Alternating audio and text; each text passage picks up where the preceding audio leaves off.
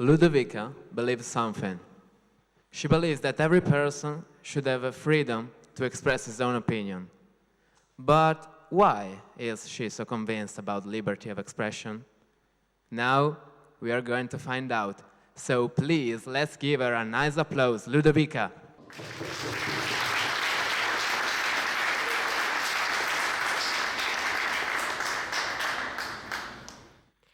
Not so long ago, I had to write an essay for school, and the topic was the personality of Achilles, one of the most famous heroes of the Iliad. In particular, our Italian teacher asked us to express our personal opinion about this character, one of the most valuable warriors of the Greek army.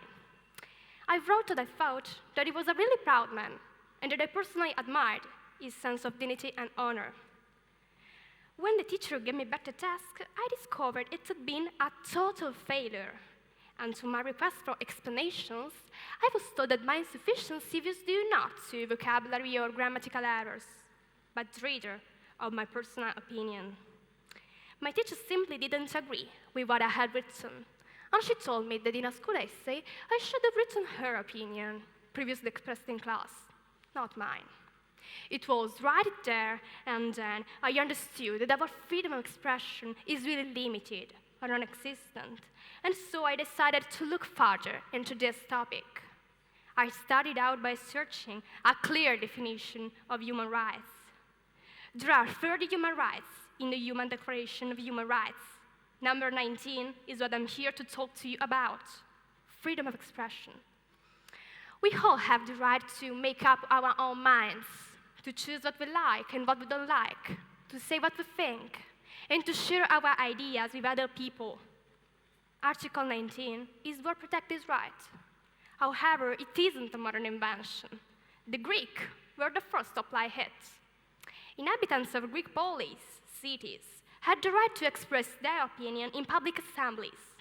They believed that without freedom of expression, there was no democracy. Obviously, there were limits within which citizens had to say, otherwise they would have been exiled. But in all this, were children contemplated? Were children given the same rights as adults then? The answer is no. The French were the first to give children special protection in the middle of the 19th century. In Italy for work and education, and later on the social, medical, and judicial fields. This, in time, spread to the rest of Europe.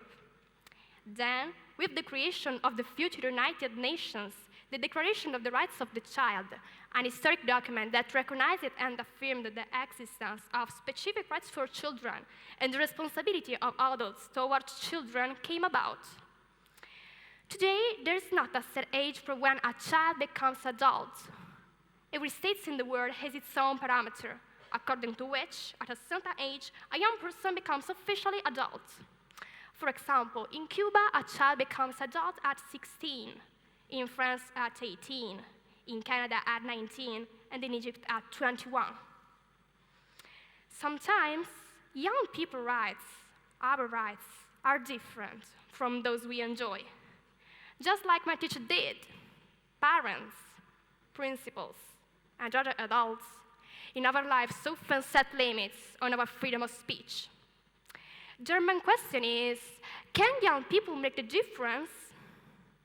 Yes, we can. As a matter of fact, we already do. It's happening right here in Turin, right now. Irene Ferrari is a 17-year-old high-school student. Since she was a child, she has always been concerned about climate change issues. She even did a TED talk on this. Today, Irene is the referent of the Environmental Committee at her school. She organizes and promotes meetings. Her main objective is to spread her great message to as many people as possible. Carlotta Reviglio became interested in environmental issues in high school. Today, she is promoter of Fridays for Future at her old high school. From that moment, something lit up inside her. She and others take the street and protest.